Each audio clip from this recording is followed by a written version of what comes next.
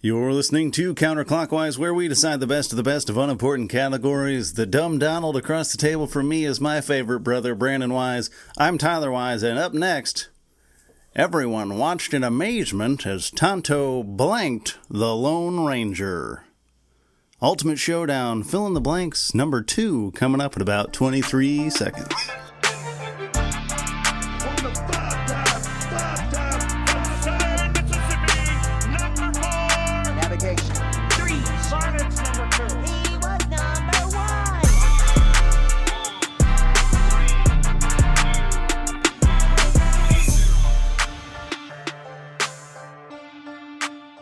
You ever have a shower beer? Yeah. I broke down and I actually mowed in May. You broke down and mowed in May. Yeah. A lot of people mow in like April. Dude, there was somebody across the street from me that was mowing at the end of March, and I'm like, it's March. It hasn't grown yet. It's 45 degrees. There's no way it could have grown at all in March. Right. Anyways, what are you doing? It was long. Don't get me wrong. It was like, oh God. But I'm like, I can't do what I did last year. Yeah. Where it took me 45 minutes to mow something that normally takes me 10. Right. Yeah. You got a wheat field out back. You got to mow. Yeah. So if the grass starts like sprouting or whatever. Yeah. Yeah, that's when you know it's too long. Yeah. No, so I was like, all right, I'm going to get ahead of it. And I've actually mowed like 3 times already. Wow. And it's not even June. And I'm proud of myself, but I also hate myself that I've given in. And I hate mowing just as much as I did last year. Don't get me wrong. I hate everything about it. Yeah. It's stupid. But man, is it a nice reward. I feel like I earned a nice shower beer. There's something magical of. I don't even it's drink. Special, yeah. Look, I don't even really drink beer anymore. Yeah, I know. I I was thinking like, that. Yeah. I very rarely drink beer. I actually just drank 2 today because I grilled out and I have to. You know. Yeah, you have to. And I drink Bud Light but it's like I have to have a beer. That's funny. I don't drink much at all anymore because I don't really go out, and that was about the only time I ever drank anyway. Yeah. But in the past, I would get just like a case of beer and just like have it in my fridge for a long time, right. And just for like on the random occasion where I felt like drinking a beer and a lot of times it was when I was grilling out, but I don't even do that anymore. Like I haven't had beer in the fridge. It's probably been like 2 years. Yeah. And it just randomly, I was at Aldi, which is a weird place to buy beer, but that's where we were shopping. I'm like, we were getting stuff to grill out. And I'm like, I think I'm just going to get a 6-pack just so I have a beer because I've been missing that. When I grill out, I'm like, man, I wish I had a beer. Like, this is one occasion where I want to have a beer. So I got a 6-pack of weirdly labeled beer. Right. Just for that reason. No, I love going to Aldi and seeing like the very obvious ripoffs of certain things because they have their own high noon versions of high noon. And it's like, it's like, I don't even know a fake name to call it, like a funny fake name. But anyway, so like, yeah, I've had like 2 Bud Light cans, or like 3 of them, I think, just sitting in my fridge. Oh yeah, for years. I don't even know. Like left over from somebody somebody else. Brought them over, and I'm like, I'm never gonna drink that. Well, apparently I did. Yeah. And I had like a single land shark that was in there for a year ago, whatever. Of course, I had the land shark for my shower beer, and it's magical. I don't know. Something about being in the shower and you got the hot water, you got the steam, and then you got the cold beer. It's like, I don't know. Sex is good, but like, yeah, that's like pretty close. Yeah, it's pretty close. Yeah, it's pretty close. I used to pregame that way. I'd like shower before going out. Good. I'd get a shower beer. It's like, I might as well drink now. I'm wasting time. Yeah. No, do we think that they're underrated? Or do you think that they're the shower beer? Yeah, or that they're properly rated? I don't really hear about them very often, so I'd probably say underrated. I feel like we need to normalize that more in our society. Yeah. Not even necessarily just to pregame or to celebrate the accomplishment of mowing your lawn. Just to do it. You know what? Fuck it. I'm going to drink a beer in the shower because I can. It makes the shower more interesting, that's for sure. Yeah. Yeah. You put it up high enough so you don't have to worry about soap or anything, but like... Yeah. Or you just go for it. Soapy beer. You know whatever. What? Yeah. Fuck it. You're drinking beer in a shower. I think you're just going to have to take the risk. Cleaning the old esophagus, too. Yeah, right. You're cleaning everything. Just a total inside out clean, deep clean. Yeah. You gotta watch it when you upgrade to like shower mixed drinks or just like a whiskey rocks in the shower. Okay, see, that's a little problem. Okay, see, so I did that the other day too. I feel like that's not as refreshing, unless if it was a mixed thing. Like it's maybe. Not, but I didn't. I only had the 2 Bud Lights, and I was like, no. Like I found I was actually, I think this was yesterday. Yeah, it was yesterday. I was out in the garage and I was getting all my fishing gear ready. Oh yeah. And Trinity got a fishing pole for Christmas, so I was getting her pole, hooked up, not hooked up, but the line run and everything. Yeah. And I found a bunch of empty fireball shooters in there, and then I found one full one still. Oh, okay. Right? We went to Put in Bay, and I tried to fish while really drunk, and it didn't really work out very well. And so I was like, all right, I have cream soda, mix it together, throw it in a Yeti cup, and then I don't have to worry about the steam warming it up. It keeps it cold the whole time. So it was kind of refreshing. Well, I was like, I've never had a mixed drink in a shower. I've never had a shower cocktail. That sounds really gross. Yeah, that definitely sounds like one of those weird like sexual positions that people make up. That's definitely something on Urban Dictionary. Yeah. Mexican trombone or whatever it is. A rusty trombone? Yeah, there's probably a Mexican trombone. Sure there is somewhere, yeah. I think I might be thinking of the one in Community where they're doing like a Dia de los Muertos party or something, and one of the people says it's sometimes known as Mexican Halloween, and then the Spanish teacher says, which is actually quite offensive to people who are familiar with Mexican Halloween as a sexual position. But yeah, have you ever done a shower coffee? No. You're 100% on board with the shower beer, disgusted by shower coffee. No. Okay. I realized I probably sounded like I was like... No. It's just not something I ever would have thought of. I don't know. This was back when I had like a pretty good coffee addiction.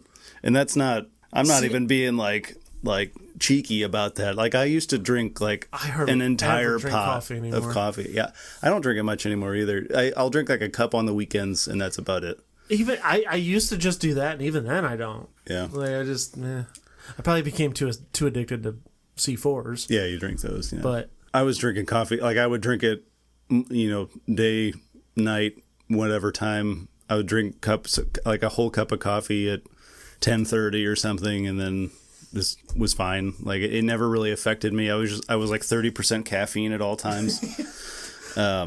Yeah. So that was kind of back in those days. So I would do like the coffee beer. I would do the shower beer for like a pregame, or if I was just like, chilling at night, like after work or whatever, I'd do the shower beer. But then a lot of times, like weekends in the morning, I'd do like the shower coffee, or just at night if I was like, let me take a shower and then I want to wake up because we're going to like hang out tonight or something. I would do the shower coffee instead of the shower beer. Yeah. So I'd get like the energy instead.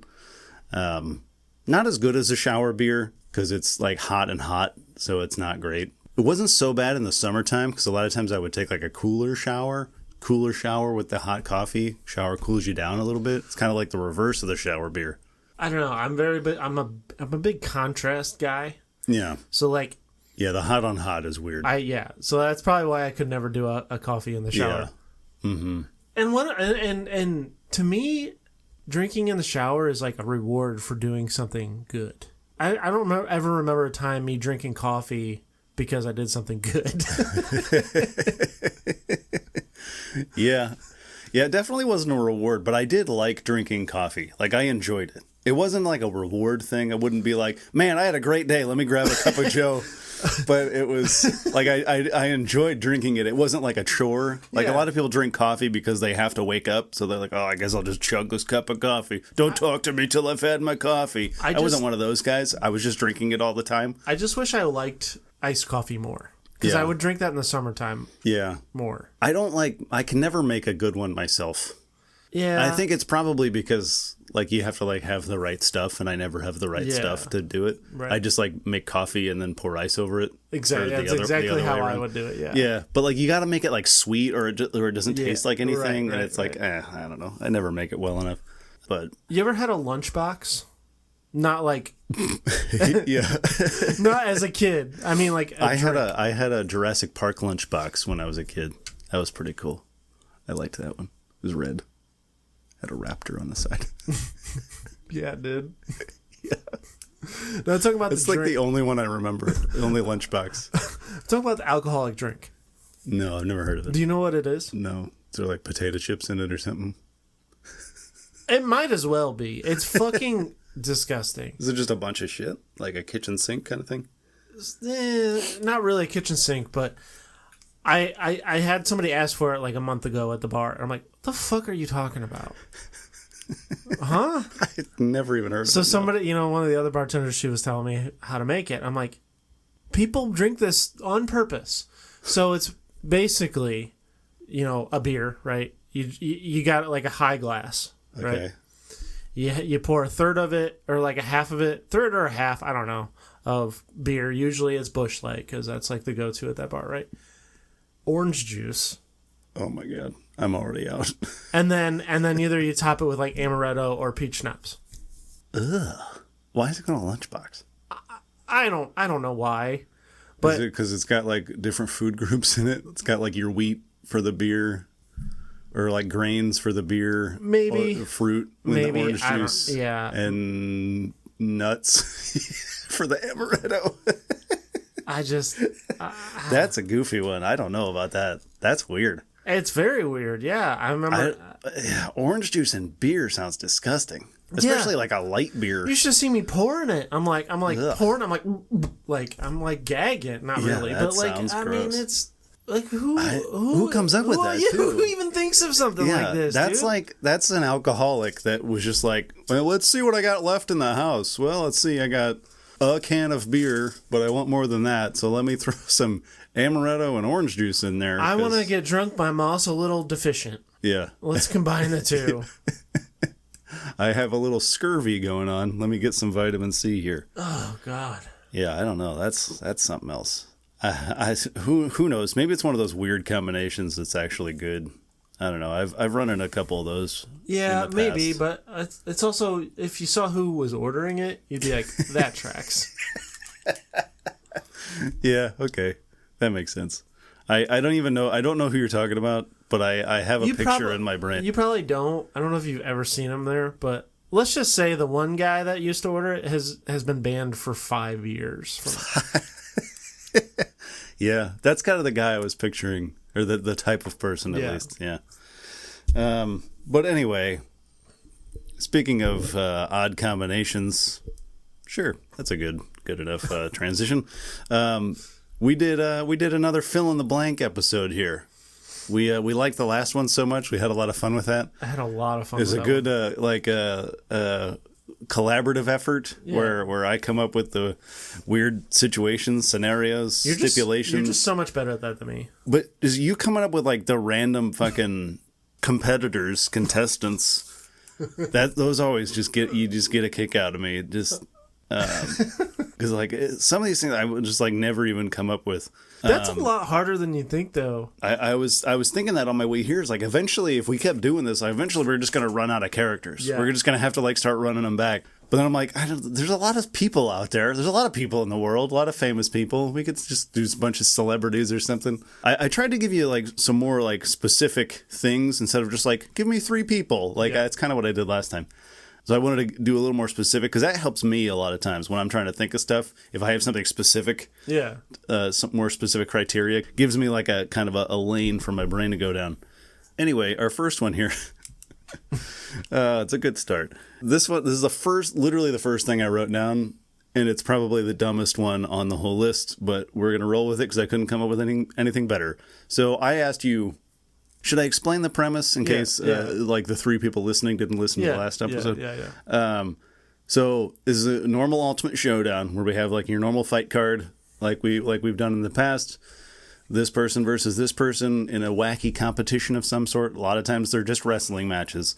But I come up with the stipulation, the match, the setting, whatever it is. I ask you for like a certain number of things in a certain category. It's very specific like criteria. Certain people or certain characters or whatever.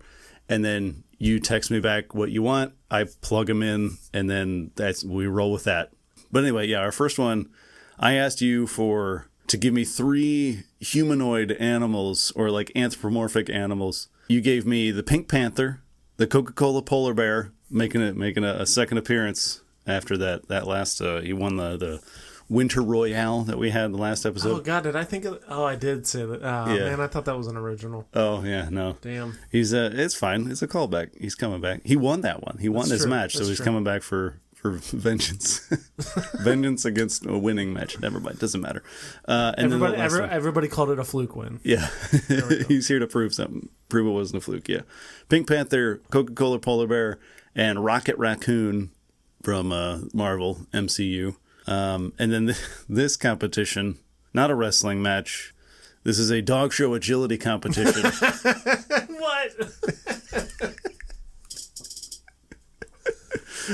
Is there a specific word, like a term for that? That was the agility competition. That was the only way I could word it. Is there like a specific word for that? I don't know. Like the one with like, it's got like the teeter-totter and like the little angled thing that you have to walk up and then walk down. And there's like those tube snake. Yeah. You have to run through. No, I don't know. The little jumps. I know what you mean, though. Yeah, everybody's seen it. Oh, that's so good, because they're all, like, would belong in a competition like that. Yeah. So, I was thinking, we probably will have to do this because the polar bear is so gigantic. I was thinking, should we just make it like the regular dimensions of the dog show agility competition? Or should we like change it to where it matches their size? Because the polar bear is not going to fit through the little tube snake. He's going to break the little ladder thing. You want to say, each. So just like each one has one that's like kind of built to their proportions at least. Yeah, that built to scale. Yeah. Yeah. Okay, I can roll with that. So yeah, I guess let's get into it. Pink Panther. Pink Panther doesn't strike me as a very athletic type. No, he always kind of struck me as sort of lazy. Yeah, he's kind of lazy. He's like, he like slinks around. Yeah. He's kind of sneaky. I can't see him like moving very fast.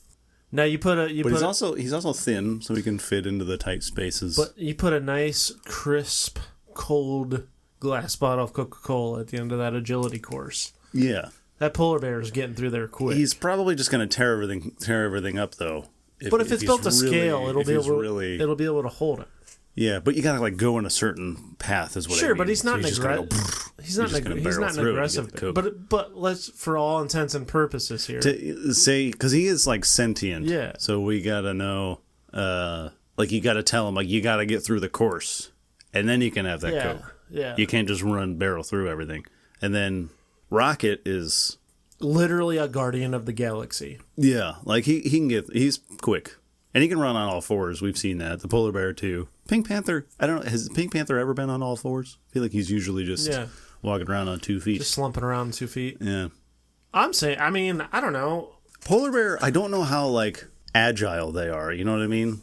Like, I feel like he can run pretty quick, straight line, but I don't know that he's, like, going to be able to, like, cut those corners too short. I feel like the polar bear can get through the competition pretty decently, but it's going to take a minute. He's going to lumber around. Yeah. Because he got a big old body to kind of like stop and pivot. He's not turning on a dime. Yeah. So yeah, I think Rocket's kind of he's got the easiest path here. I think Rocket takes it no problem. Yeah, I think it's pretty easy. Yeah. Yeah. You good with that one? I'm good. All right. Ding ding. It's a pretty quick one. Maybe it was a fluke for the polar bear. Overrated. Okay, our next one. This is fun. You're gonna have fun with this one. I asked you to give me 5 contestants that were between 1 and 4 feet tall. I have no idea where this one came from. Sometimes I'm surprised by my own brain. This is a trench coat match. Oh, come on. Meaning, there will be 2 teams. We're going to split up these 5 contestants into 2 teams. It'll be 2 on 3, and they're all going to be stacked up in a trench coat.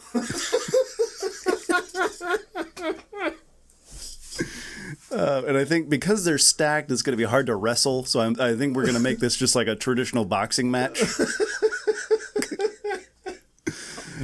So the five guys that you gave me were Bowser Jr., Stewie Griffin, Bowser Jr. from the Super Mario franchise, Bowser Jr., Stewie Griffin, Vern Troyer, probably most famously Mini-Me from Austin Powers, Yosemite Sam, and an 8-month-old kangaroo.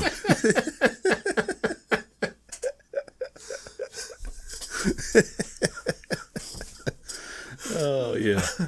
Okay. Oh, man. So, just for reference, I got everybody's height. A lot of these had, like, an actual, canon height. So Bowser Jr. is 3'9", Stewie is 2'7", Vern Troyer was actually 2'8". That seems taller than I thought he was. That seems really tall for Stewie. It does seem kind of tall, but that's what... He's a baby. Yeah, but he's got a giant head, so I think that might be part of it. Maybe. And then, Vern Troyer... Oh, yeah, Vern Troyer is 2'8". Yosemite Sam, 2'10". A lot of these guys are basically the same height. And then a kangaroo, 8-month-old kangaroo is about 2 feet tall, roughly. Depending on the species. There's a red kangaroo. Did all this research today. There's a red kangaroo and an eastern gray kangaroo. Yeah, I did. And they're When I chose this, I was like, you know what? I'm not doing anything besides working, so I'll just not do my work, and I'm going to look up kangaroo history. Did kangaroo just pop into your head for that one? Or kind of, and then you're just like, let me see how old it would be at 2 feet tall. Yeah, because it was, because you said bipedal, right? That was the bipedal one. I was like, I had to look up what bipedal meant, even though it should be kind of a given, but I'm stupid sometimes. Well. So I looked it up, and I'm like, oh, okay. And like, I don't know, kangaroo just came to mind. And I was like, well, that's too tall. So I was like, a baby kangaroo. But no, because babies are like in the pocket or in the pouch for like most of their child, first year of their life. And then when they finally go on their own, it's about 8 months. So we'll go about an 8-month-old. They shouldn't be taller than 4 feet by then. Yeah. I guess there are some species of kangaroo that are like 4 feet tall, like at the most, which I thought they were all taller than that. But I think the big one's the red kangaroo. That's the one like everybody knows. That's like Kangaroo Jack was a red kangaroo. And those are like 6 feet tall. At least a lot of them, like the males, I think. Kangaroos are wild creatures. I know. I was looking up those photos today. You imagine just having like a thing that comes out like a tail. Actually, a tail. Just imagine just having this thick, long, like piece of muscle behind you. Yeah, it's basically just another leg. To where you can just like, if you want, you can just like lean back, use that to balance, and just kick the shit out of somebody. That's the dream. Yeah. Yeah, it really is. They're just that's an odd animal. And they're like, I've heard they're like deer down there in Australia. They're just like all over the place. You imagine if it was like a prereq, like on your resume to be like a bouncer at a bar, you had to have a kangaroo tail. Can you imagine just like kicking people out with a kangaroo style? You know how much easier that job would be? Oh, I'm sure, yeah. Man. You just get those super powerful kicks and you just get lost, bud. But anyway, yeah, enough about kangaroos. So this is how I stacked them up, literally, to where it balanced it out a little bit, I think. So we got, on the two-person team, we have Bowser Jr. and Stewie Griffin. And then the three-person team, we have Vern Troyer, Yosemite Sam, and the 8-month kangaroo. So I was going to let you decide how you wanted to stack them, like in what order would best benefit you. I have kind of an idea. I mean, it makes sense for Bowser Jr. and then Stewie Griffin on top. Yeah, that's what I was thinking too. As far as the 3-man team, yeah, I'm thinking kangaroo, obviously, is the base. I go back and forth, but I guess my first instinct would be Vern and then Sam, Yosemite Sam. Yeah. So that was one thought that I had. I was thinking Vern in the middle was probably the best because he's actually like pretty ripped for being a small guy. Yeah. So I feel like he's like he can be a pretty solid like middle piece there, and he doesn't really have much reach. So he wouldn't be super effective on top. Yeah. But then my other thought was Yosemite Sam at the bottom, because he's kind of wily. He can move as like the legs. He's also like a full grown man. Obviously he's small, but a grown man. And then the kangaroo up at the top, because the kicks wise, that'd be a good offensively. And he's the smallest of the three. But he's got to balance. He would have to balance off of Vern Troyer's head. Well, he could because Vern's going to kind of like hold on to him. Although, yeah, maybe like Vern would have to like hold his tail, maybe. Yeah. Flip around, hold the tail. I didn't really think about that. I was thinking Vern was holding his legs. Vern's getting a lot of like a big, a lot of butthole right there. Yeah, that is true. I wonder how a kangaroo poops, because they got that big tail in the way. They just like lift the tail up. I guess they would have to, but I feel like I've never seen a kangaroo with its tail like up in the air. What if they sit on their tail while they do it? Yeah, they just lean back and goes forward. Yeah. Yeah. Maybe. I bet that is what it is. Anyway, so yeah, what do you want to do? You want to do kangaroo on the bottom then? You ever seen wombat poop? Square, like cubes? It's fucking wild. It's weird. Like, how does that happen? That is so wild to me. Yeah, that's a weird one. I was just saying, you probably could have done a wallaby. That probably would have been. I thought about it. 1 and 4 feet. I thought about it, but I'm like, I'm gonna stick with kangaroo. I like the 8-month-old kangaroo. Yeah. It's very specific. Yeah. Okay, so yeah, you're thinking kangaroo at the bottom then? Yeah, I think kangaroo. It's probably the strongest of the three. Then Vern Troyer. And then Yosemite Sam. Although there's a lot of instability in the middle there. But I mean, I think, like we said, Vern's pretty ripped for his size. So I feel like he can hold on pretty good. And Yosemite Sam's not a very big guy. And you got like that strong base at the bottom. I feel like it might be okay. But then the issue with the Bowser Griffin combo is it's all girth at the bottom. There's nothing up top. Yeah. But Stewie is like small enough that like Bowser Jr. might be able to just hold him with one hand and he can still get this other arm in there. But so you got three arms Stewie's going. got no reach. That is true. I mean, Yosemite Sam doesn't really have much of a reach either. Yeah, it's going to be like a slapping fight up there. And then just like... The bottoms are going to really have to be extra You think the kangaroo is strong, like the tail is strong enough that he could still lean back and kick with those two guys sitting on him? Dude, kangaroos are so jacked. Yeah, he can hold... I mean, this is an 8-month-old, though. He just fell out of his mom's pouch. Yeah, but they're swole as shit. Even babies. Yeah. Okay, so are we under the assumption that the only people that the tops are the only ones that can do the fighting? No, I'm thinking fight however you want as long as you're still stacked. You got to remain inside the trench coat. You still have to have the illusion that you're one person. Okay. Initially, my instinct is to go to the 3-man team because the kangaroo. Yeah. But Bowser Jr. is also pretty stout himself. Pretty tough. He's got those spiky wrist guards. Yeah. And it's gonna take a lot of kicks for him to kind of like to do any sort of real damage. He's also like almost twice as tall as the kangaroo. He's like 3'9" just by himself. But true. But to that point, all that kicking is gonna make Stewie a little unstable a little bit, Yeah, that's true. So, like, if a guy falls off, are they like disqualified, or are they allowed? No, I think they. Or is it's like boxing where they have to like separate, go to your corners. They climb back up. Yeah, I think it might be like a count out situation where if they fall apart, fall down, they'd have 10 seconds to get back stacked up again. Okay. And I think Bowser Jr. with his height, if he can just hold on to Stewie with one arm and get that other arm going. Because he's going to be like kind of right in line with Vern height-wise. So I think, and we already said he's probably the weak link. The kangaroo is so jacked that he's going to be able to hold the two other dudes. Yosemite Sam is such a maniac. Yeah, he's the wild card, I think. I assume no weapons. Yeah, no weapons. He does have a hat. He could use his hat if he wants to, but it's the hat. But his head is so big. Does that make them top-heavy? Yeah, I mean, his head really isn't that big. It's all hat. I was looking at pictures again. His hat is enormous. His hat is bigger than the rest of his body. His head isn't really that big. He is kind of top-heavy, like his shoulders and head are kind of big. Oh, yeah, He's got no legs, but his head itself isn't that huge. Okay, yeah, you're right. For some reason, I thought his head was a fucking melon.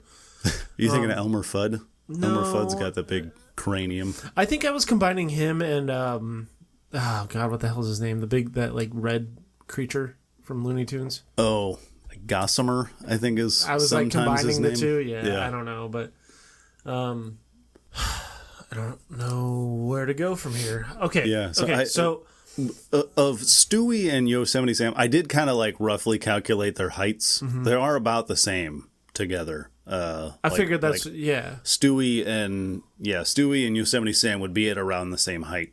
So it was about 6 feet.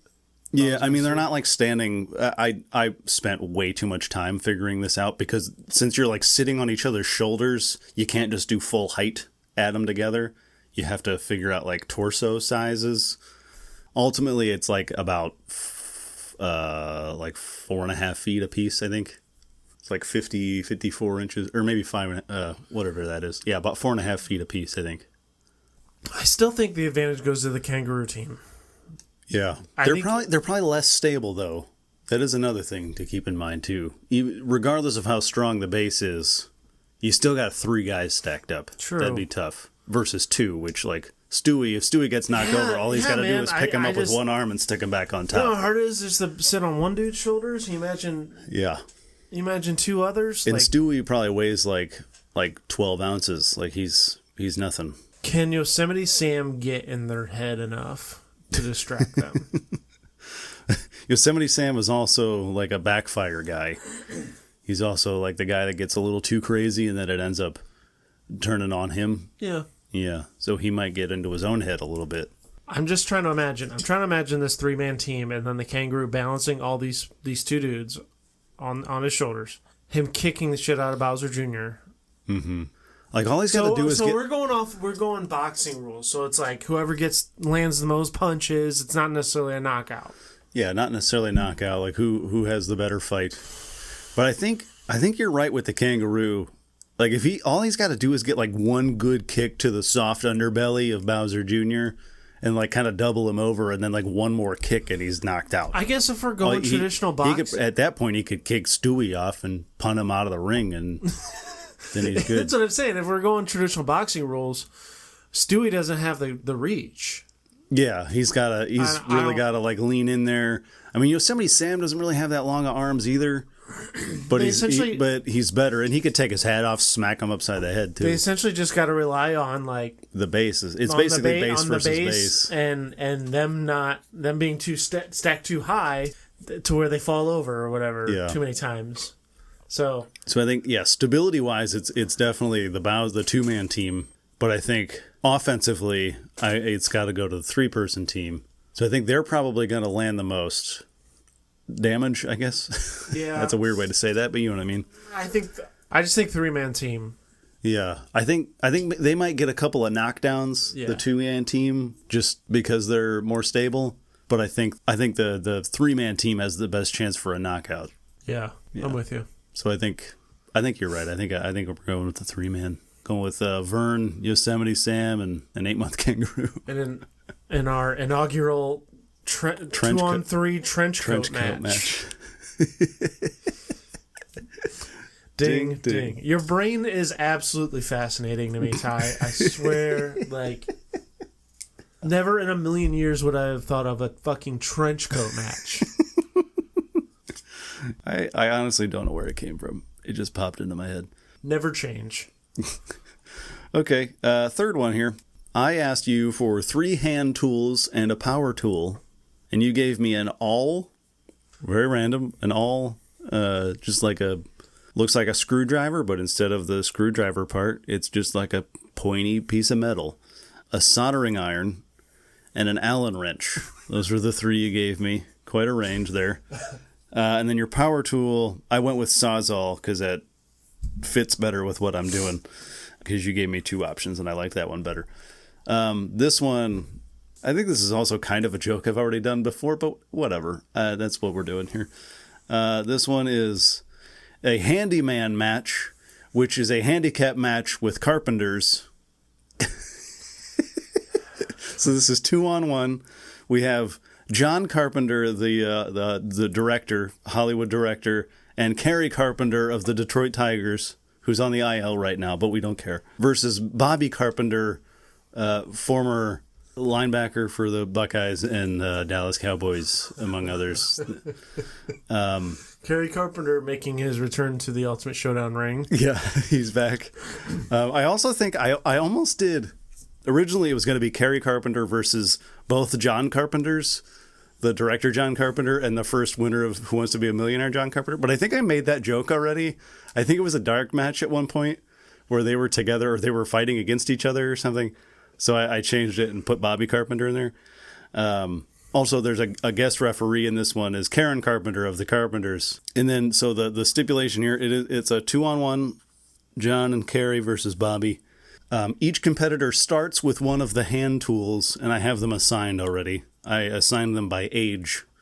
Okay. And then, each competitor starts with a hand tool, and then the power tool is suspended above the ring, kind of like a Money in the Bank, but not quite as high, so it's a little easier to reach. And then, anybody can grab it and use that at their will. This is obviously going to be kind of a hardcore match. And it's just like 2-on-1. You said the tools were assigned? Oh, yeah. So John Carpenter gets the awl, Bobby Carpenter gets the soldering iron, and then Kerry Carpenter gets the Allen wrench. So so they have these weapons, and they have to be as creative as possible to get to the Sawzall. Yeah, so they don't win that one, but they can, they don't win by getting to the Sawzall, but they can get to it and use that as also a weapon. So is this just a death match? Yeah, basically, yeah. Okay, well, immediate advantage goes to John Carpenter. Yeah, he's basically got a little shiv there. It's so fitting that the creator of Halloween gets the deadliest weapon of them right here. Yeah, I mean, a guy of Bobby Carpenter's size with a soldering iron could be also pretty deadly because he could basically just use that as a shiv. But Bobby's built. Bobby's a linebacker. Yeah, he's humongous. That's why I put him on the smaller side of the handicap. Bobby's big. Bobby big. Kerry is a big guy for a baseball player, but he's baseball player big, not football player big. He's also fragile. Yeah, he also is. He's on the IL, like I said. Can't stay healthy. Yeah. Shoot. Yeah. John is just like a regular guy. He's probably like 5'7". He's smoking during this match too. Oh, so yeah. He's tough. He's a tough dude. And he's got a kind of a dark mind. Is it current John Carpenter or like? I'm saying like prime John Carpenter because current John Carpenter is like in his 70s. So Halloween, Escape from New York, John Carpenter. Yeah, probably like early 80s John Carpenter. So we're doing prime. I guess prime them with all of them, right? Yeah, I guess. Yeah, probably should. So Bobby Carpenter in his prime. Yeah, he's like running the house right now. Was an animal. Yeah. If it wasn't for AJ Hawk. Yeah. he'd have been the guy on defense. Which to me just immediately, I don't know. I think Bobby, I don't know, who's he go after first? Does he go after John first, the weakest of the one, or is he trying to go after the next biggest guy, and Kerry? So I think he probably goes after Kerry, and Kerry's probably done for the match. Yeah, it kind of depends on if he clocks the weapon, because he's like, John might be a threat on his own just because he's got the deadliest weapon. Can you use the other guy's weapons, or you only get to use your weapon? Because if that's the case, Kerry, sorry, bye, because you're not going to survive with a goddamn Allen wrench. He doesn't even have a point. It's not even a wrench with a. It's not even a wrench with a point on it. Yeah, no. Yeah, I don't know. I was thinking about that because I forgot that they're on a team. I was thinking you could take it like from like an opponent, like if Bobby just like smacks John upside the head, he could just take the awl from him. But I didn't think about them being teammates where they could just trade if they wanted to. Like they could just toss the other one the weapon. But then in that case, like if he tosses it to Kerry, then John just is like running. He's just like, I'm gonna get the fuck out of here. Best of luck to you.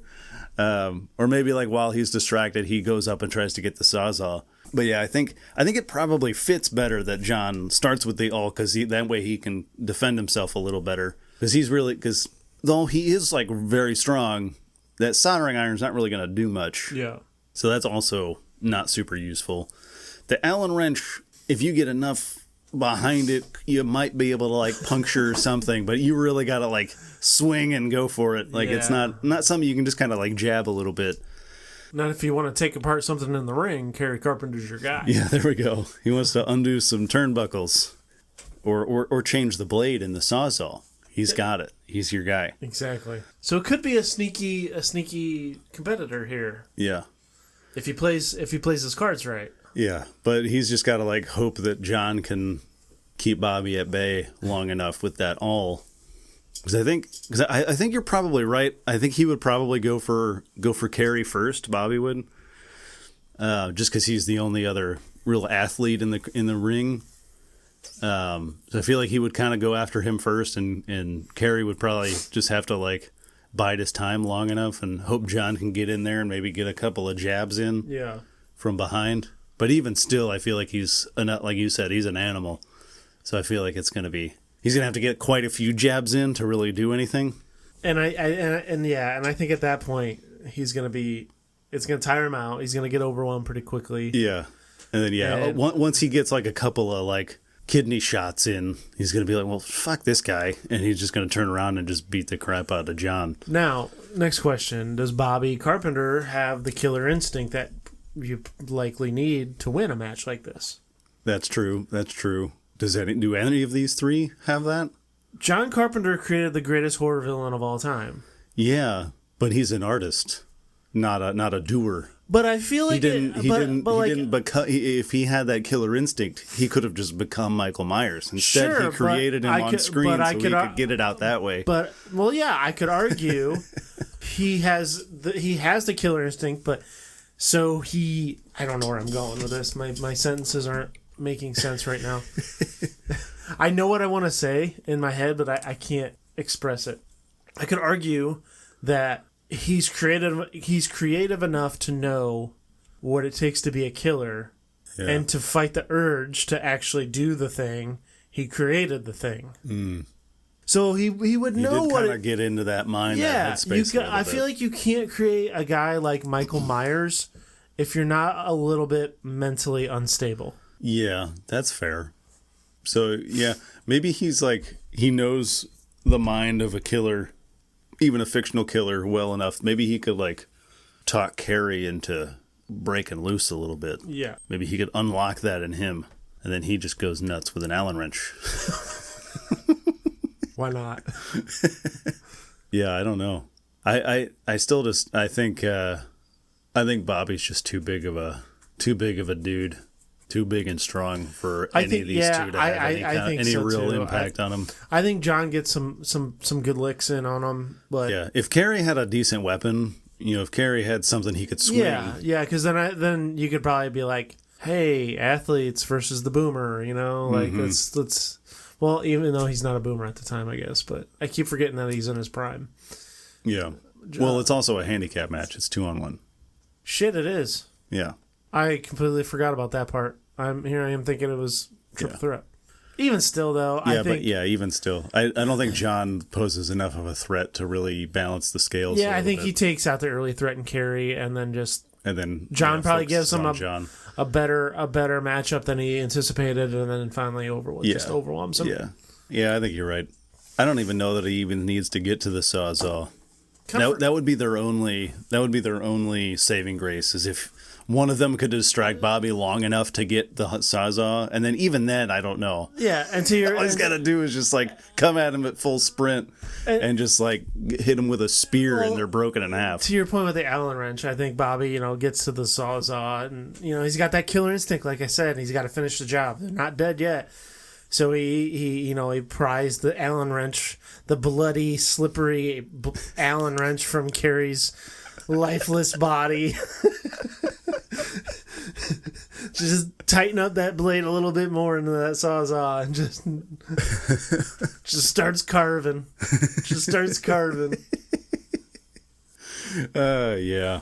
Like we said, I think Bobby's just going to overwhelm him too quick for any of that to happen. So agreed. Yeah, Bobby Carpenter for the win. Ding, ding. I don't know why I did like the devil horns for that one. Had my fingers sticking out for some reason. Okay, last one. I kind of fooled you a little bit. I hope I fooled you, because I didn't want to do this again because I figured you would know what was coming. But I asked you for 3 to 4 contestants related to the sea, rain, water, moisture, anything like that.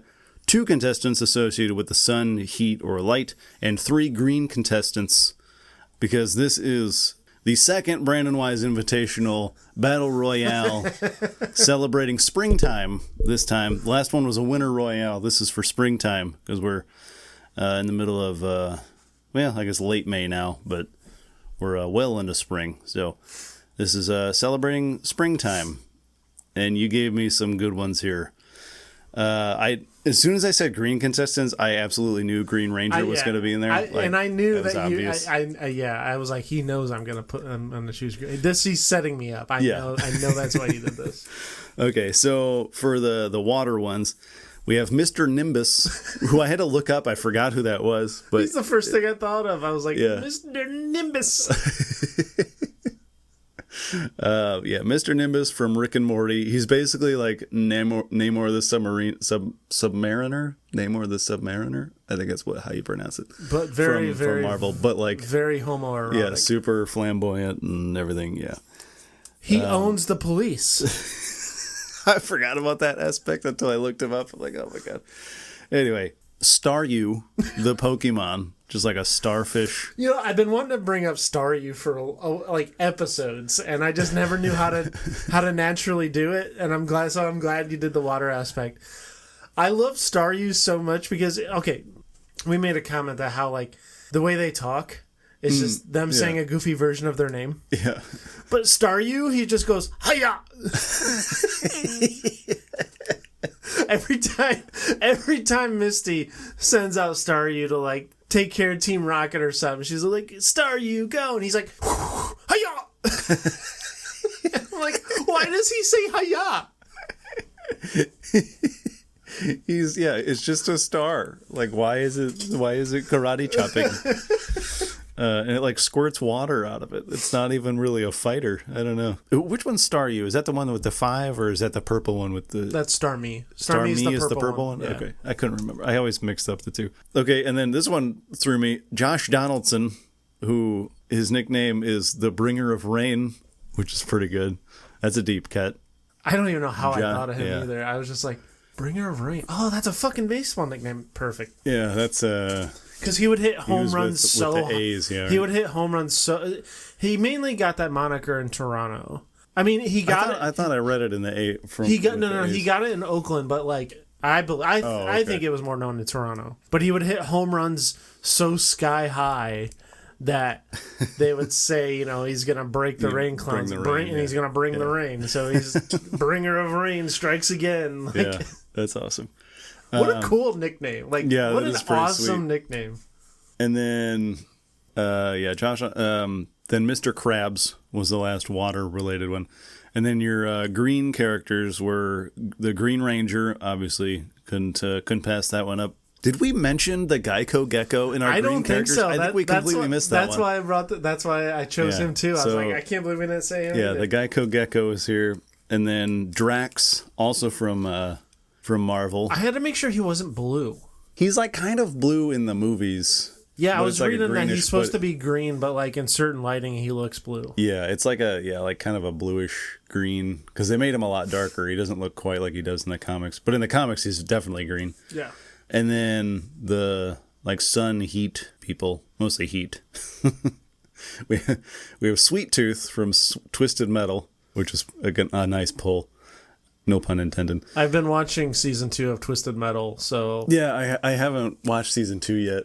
Is season 2 good? I like the first season, yeah. They're bringing some OG characters in, like... Cool. The first season, not really, but like the second season, there's some like PlayStation characters are bringing out. Like, this is amazing. Nice, yeah. And then, the last one was Smokey Bear 80 years old this year. Yeah, his anniversary. Keep hearing those ads like every other commercial. But yeah, it's a good group there. But as with the last Brandon Wise Invitational Battle Royale, off screen before we air, they had to compete in a Rainbow Road race from Mario Kart, and only the top 3 get to move on to the Battle Royale stage. So again, I did this randomly, just did a random number generator, and the 3 that scored the highest, that finished the race in first, second, and third, we have Sweet Tooth from Twisted Metal, Smokey Bear. That tracks. Yeah, that fits perfectly, right? Smokey Bear and the Geico Gecko. So now at this point, the rest of the guys are eliminated. The Green Ranger, you have let me down for the last time. He was 4th. It was close. Very surprised at Mr. Nimbus, considering he controls the sea. Yeah. Yeah. You think he'd be able to, but I mean, it is out like in space on Rainbow Road. Fair. Doesn't have much of an impact up there. No police out there either.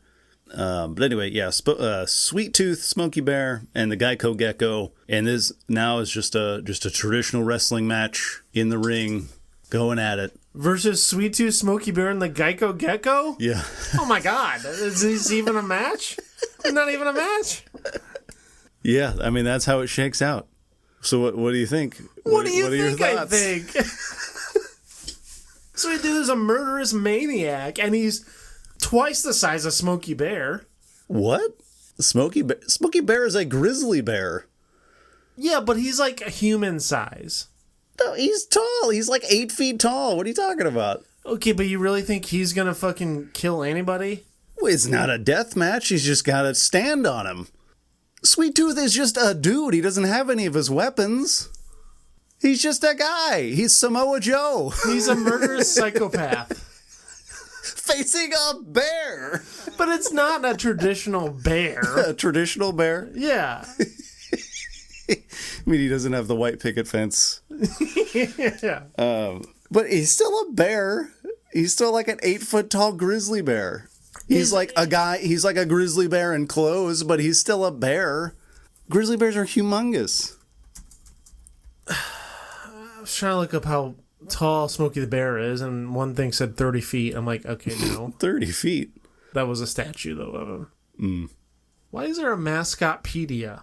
Look at this. This one, he's holding a shovel, and he's got it with one hand. Like, look at the proportions there. Like, it's like the width of his shoulders is an entire shovel. Like the handle of a shovel.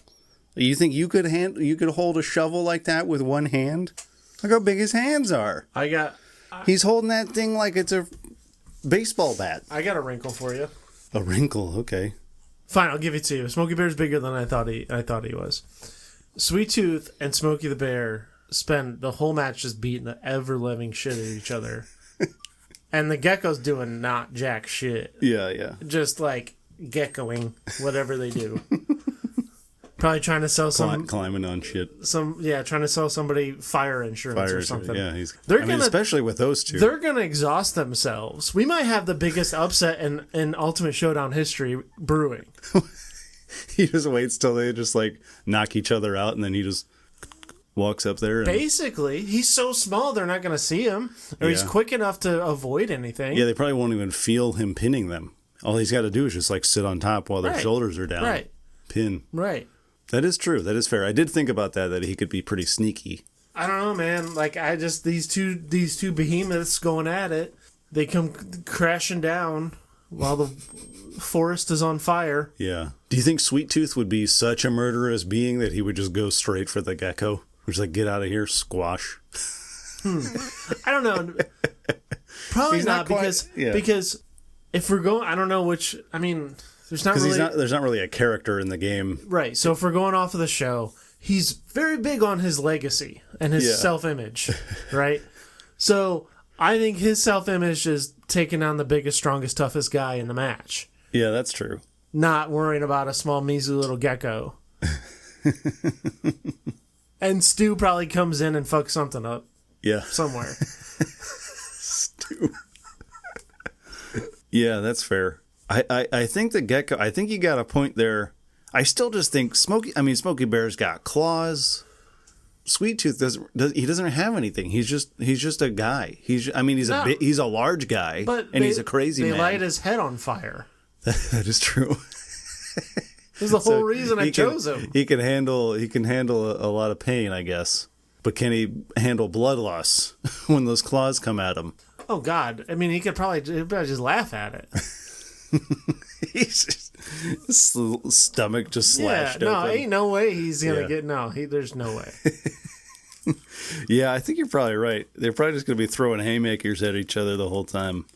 This gecko, the gecko is so small, they probably wouldn't even be able to get to him. This gecko is a very Santino Marella-ish kind of competitor right now. Yeah, he's just going to sneak in right at the end and steal the victory. Yeah, very Santino Royal Rumble, except he should have run that Rumble, man. Yeah. He should have beat Del Rio, man. That would have been amazing. Imagine Santino Marella winning the Royal Rumble. Yeah. Okay, so here's what I see. I think you're right. Sweet Tooth is just such a maniac, and he is, Samoa Joe. He is pretty big. And Smokey Bear is more of a gentle soul, even though he is a giant bear. So I see them kind of going at it for a while. Sweet Tooth is just going nuts. Smokey Bear's holding his own, fighting him back. And then, maybe Smokey Bear gets angry, makes a mistake. Sweet Tooth takes him down, lands a big blow, takes him down. And then he gets the ego. Maybe that's when he lights his head on fire. He's like, fuck this bear. I took him down. I took down an entire bear. Look at this. Look at me. And then that's when the gecko sneaks in. He goes and gets up there and pins Smokey real quick. I never get tired of that little sound effect you do. I'm pretty sure you do it every episode. I do like doing it, yeah. I do that with my dogs. You're so good at it. I don't know how you're so good at that. I could have done it with Stewie too, but he was on top, so he wasn't walking. Yeah, so that's what I see. That's how I see that playing out. Sweet Tooth's ego gets in the way. So after knocking down the bear, it's like a smaller guy when he takes down the Big Show. He's got to really pump up the crowd afterward, because I took down the big guy. I'm awesome. And then that's when the gecko sneaks in. Smokey the Bear, I didn't realize how barrel-chested he was. He got that very 1950s, yeah, brawny, athletic kind of look to him. Mm-hmm. Yeah. On the way here, I was thinking he's kind of like Smart Hulk from Avengers Endgame, where he's got the intelligence of Bruce Banner, but he's got half the strength of the Hulk. Yeah. That's kind of how Smokey Bear is, where he's not a full-on bear, where he's just going to rip you to shreds no matter who you are. Yeah. But he's definitely got some of the bear physique, but he's still kind of half human. So he's kind of like half a bear with human intelligence. So are we thinking, are you saying Smokey's taking it? I was saying the gecko was going to sneak in, like you said, and steal the victory. I'm thinking it's a Rocky Apollo, Rocky 2 situation, except Rocky doesn't, or, instead of Rocky getting up, none of them get up. And then the gecko steals it? Yeah. Yeah, that's what I think. In a gargantuan upset. Yeah, about the biggest upset you could have, literally size-wise. That's crazy. You imagine the gecko's the size of Smokey's big toe. You imagine his victory speech in his British accent? Yeah. I was gonna attempt a really bad British accent. I'm like, no, I'm good. Yeah, that's not one I'm whatever. I can't speak English either, so it's okay. I'm not even gonna try. If he was Scottish, I might be able to try it. It's about the only one I can do. So the Geico Gecko has won the second Brandon Wise Invitational. Yeah. We had 2 bears in the invitationals because the Coca-Cola bear was in the last one. Yeah. And he lost. He got upset this morning. Earlier We've been recording today. For 87 hours. Earlier this morning when we saw this other match. He got upset earlier, and then Smokey Bear gets blindsided by the Geico Gecko, steals a victory from the hands of Sweet Tooth, the maniac. What an absolute upset. Yeah. Not one I ever thought we would ever see. Yeah, he had probably, I don't know, what were the odds on him? Oh my God. Yeah. Plus 8,000? I don't even know. I don't even know what to compare it to. Yeah, it's crazy. Unimaginable. But sneaky. The Santino comparison is pretty good. But yeah, okay. Geico Gecko? I guess. All right. Ding, ding. All right, that's your show for today. I hope you enjoyed it as much as Bran loves this sound. And you can pay that love forward by sharing this podcast with your friends and family. Yeah, I really do. You can find us wherever you get your podcasts, so don't forget to subscribe so you never miss a new episode. You can give us a star rating and leave us a review or a comment. Let us know what we got wrong, or if we somehow nailed it. Geico Gecko, all the Absolutely. way. All that stuff helps us get seen out there, but the best way to share really is just telling somebody you know. You can like us on Facebook, follow us at CCWisepod on all the socials. You can follow me on just about everything at Tyler_W. Where can everybody find you out there, sir? I'm on Twitter at BWise23, Instagram at NotTheFakeBW. I'm also on TikTok at NotTheFakeBrandonWise, so join us in a couple weeks for another episode of Counterclockwise. And stay Brolden.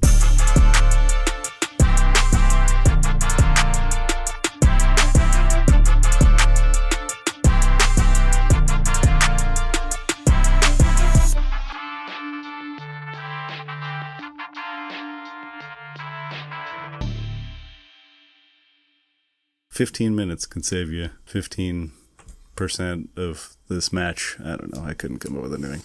It's okay. I wasn't even going to try, but at least you tried. At least you put forth an effort.